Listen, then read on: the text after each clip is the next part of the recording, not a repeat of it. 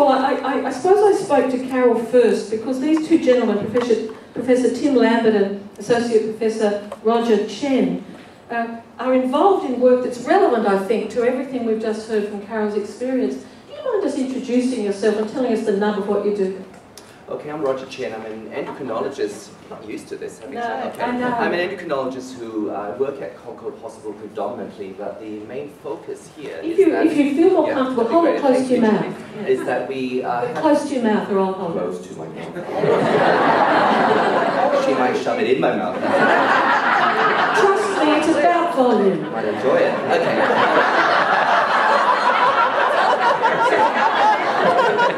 Okay, I guess the main focus of my read here today is that Tim and I have a combined Roger, just really seriously close to collaboration where we look after patients with mental illness and focus on their metabolic needs. That is the clinical service, it's a research service, and it's also an educational service. I'll leave Tim to talk a bit more about that though. So it's a collaboration between the University of Sydney, Department of Psychiatry, at Concord Hospital, the old Roselle Hospital, which is now at Concord, and our department in the endocrine and diabetes. The other, I guess, focus of my work is that we are involved in a national initiative through Diabetes Australia and the Australian Diabetes Society in trying to develop guidelines nationally for the improvement of health in patients with mental illness. So that's ongoing, and there will be an online educational service both for consumers and also for health professionals available soon.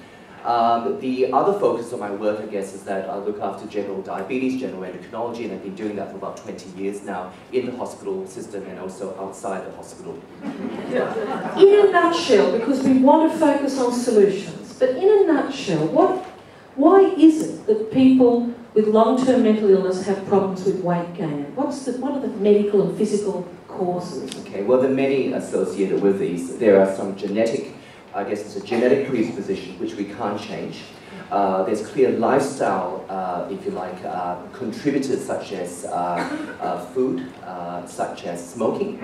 We know that people with severe mental illness might smoke up to 80%, well 80% of people smoke, yet those in the highest risk of developing heart disease, that is the diabetic population, only about 11 to 15% smoke. So we're dealing with a very, very high risk population, which I know my colleagues will talk about as well. And then of course there's the contributor of drugs as well, which again Tim will probably elaborate more on. He's probably one of the world experts on this. And finally, probably the biggest barrier is that of our health systems, where there is a lack of acknowledgement both by those working in physical health and also mental health that, number one, there is a problem that's getting better. Number two, you actually need to work together to actually get a solution along with the consumer and their relatives. Yes. And number three, that we actually need, I guess, some ongoing support to do that.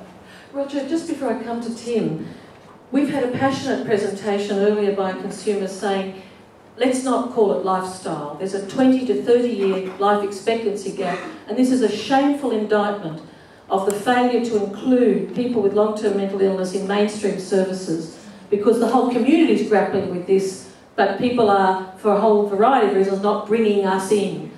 You're nodding madly.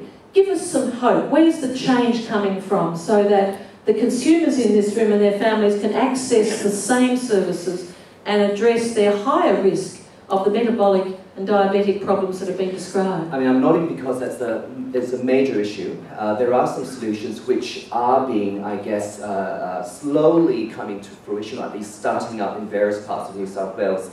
I guess the ultimate answer is educating those involved, educating the GPs, educating the mental health nurses, the case workers who actually work with them, educating the psychiatrists, but most importantly, apart from doing that, is actually having a meaningful and a simple relationship or a referral pathway to those who actually look after physical health, like my side of the health profession.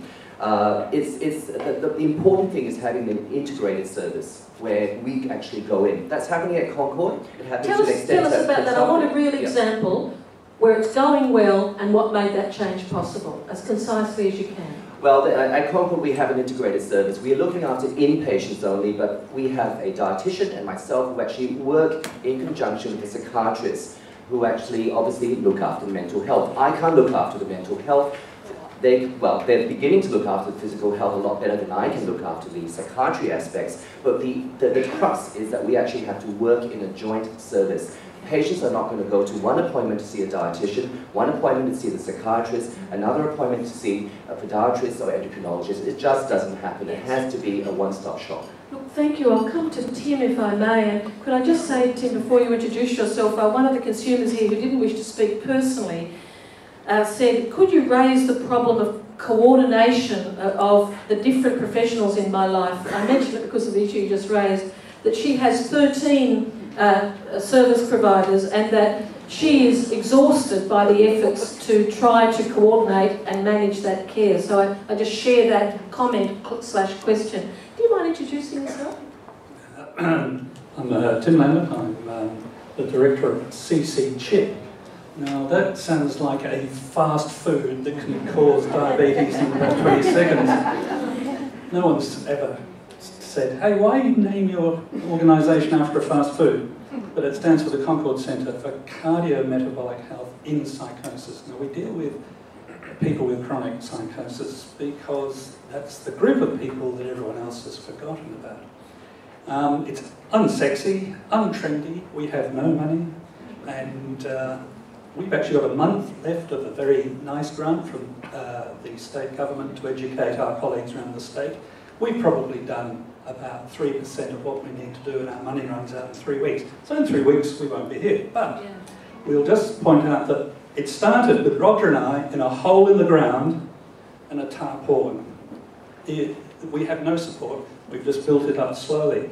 The issue is not so much the technology is not there or it's impossible to help people with chronic mental illness, it's there is no will to do it in the services. Now, I don't want to go through all the reasons, but Roger Newcomer, who's one of the experts in this field in the US, he and I put together a paper for government, really, although it hasn't penetrated government here, that has in the US apparently, in which we outlined what are the barriers to a person with a mental illness getting even minimal physical care. And there's about 3 pages of them. And one of the keys is that question you brought up, Julie. One of the answers in the page of answers is you must co-locate services. Now, because New South Wales is about 30 years behind Victoria, which has closed its mental hospitals, everything is co-located. You know, the so-called psych hospital doesn't exist.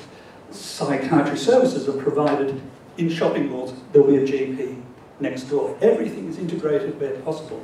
And that doesn't mean the physical care is any better, but the idea is you must have a one-stop shop. So what we're trying to provide is obviously that notion. And as we go around the state, trying to help other big services develop their own services, we provided manuals, how to set it up, we can provide expertise, training, but it's like pushing a lump of, how can I put it, something uphill. Yeah, there's a man called Sisyphus, but I'm trying to bring hope to I don't think it was a rock. Sisyphus was a man in the ancient world who was doomed for life to roll a rock up a steep hill, and the minute he'd just get to nearly the top, it would always roll back upon him, and he was doomed for eternity to do this. I actually believe in hope, and I know you do too. So I'll just What's finish. the way forward? Well, what I'll say is that the other thing we've done, besides trying to help our colleagues make these services available to people by producing manuals and how to do things, but is, lead from the front. What we're trying to do is develop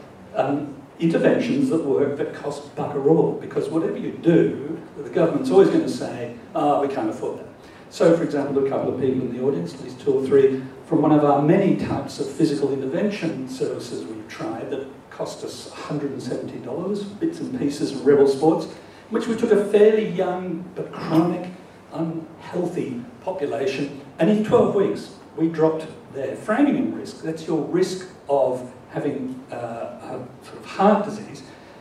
1 for that is normal, you should be the same as everyone else. It was 2, in other words, twice as likely that these people would develop heart disease compared to everyone else in the population.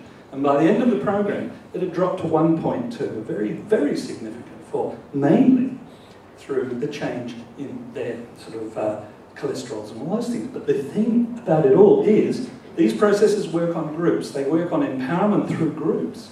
And they take it away from this notion that happens in services under stress that case managers somehow have got to do everything. I can tell you from both of our big clinical academic programs, what the most powerful thing is groups of people working together with someone to help them, because the group takes over the work. Someone mentioned Weight Watchers earlier. Yeah. What do you think that is? Yeah. There's no magic there, it's the group. Yes. So what our sort of thing is about is trying to instill a framework into the public sector that allows groups to be run cheaply as buttery, but also to give them the medical backup so they feel more confident. And I'll just finish by saying when I used to do lecture tours on this before Roger and I teamed up with the endocrinologist in Melbourne, and we got to Queensland. We were talking about premature death and all this sort of stuff, and one of the guys just stood up at the back, and the psychiatrist, and said, "Listen, if I wanted to touch people, I wouldn't be a psychiatrist." And I said, "Well, if you take very good histories and you work for us, I'm very happy to pay you as a social worker." No offence to social workers.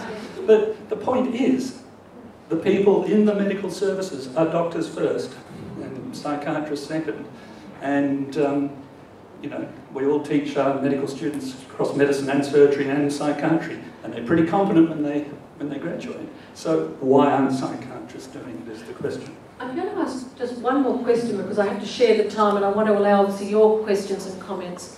But I can feel, I can feel Tim's frustration that he has some evidence-based strategies that will improve the physical health of people with mental illness, and that he doesn't feel there's the will in the services, and that's evidenced by insufficient funding and support for his work. So I look to where have we had really big change in service systems.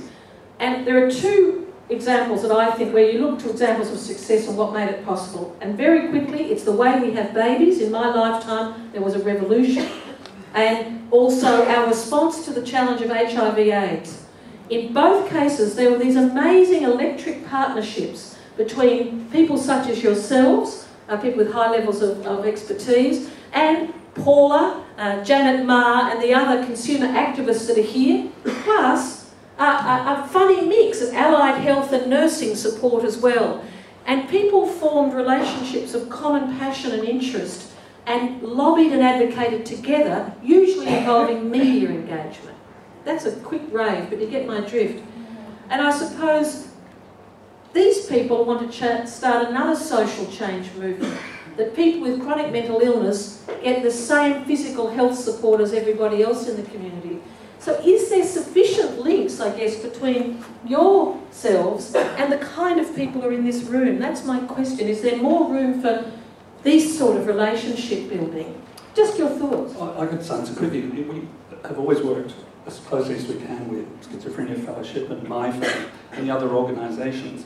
But they share our same frustration, I suspect. Yeah. The block is at the level of antiquated services living 30 years in the past.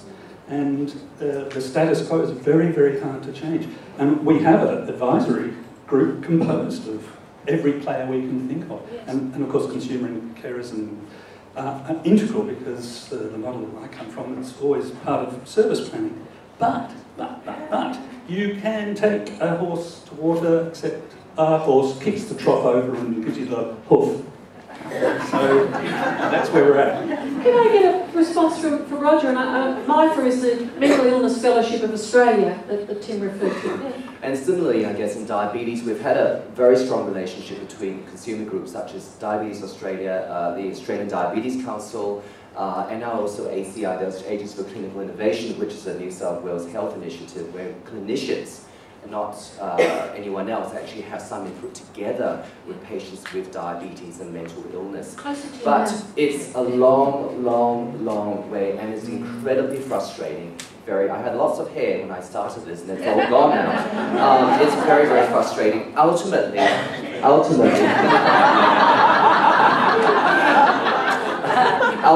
unfortunately, the way, I guess, funding occurs, you get very little brownie points for preventing weight gain. You get a lot of brownie points for doing interventions such as a bypass operation and angiogram, but there's little funding for prevention of diabetes. Okay, my final question. I'm 57. I am that terrible demographic bubble heading towards old age.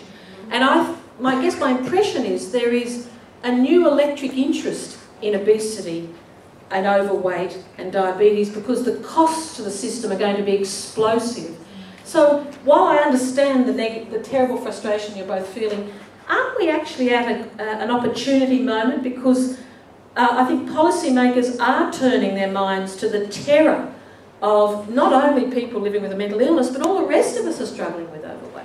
The obesity experts, Boyd Swinburne in Melbourne, for example, has been talking about this for ages, for the last 20 years. There's been forum after forum, federal, state, Channel 028, ABC forums as well. And basically, you have to have all parties cooperating. The food industry, the exercise industry have always been on board, government and health professionals. But unfortunately, the food industry still has a lot to, I guess, from my point of view, contribute. In Denmark, you've heard over the last week that, in fact, there's going to be a tax on fast food.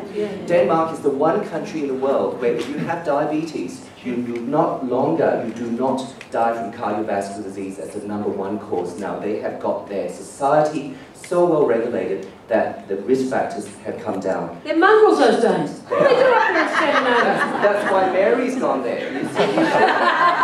And Julie, remember that 60 is the new 45, so... I'm sorry for the brevity, but I'm obviously managing the time, but would you give them both, please, a warm round of applause?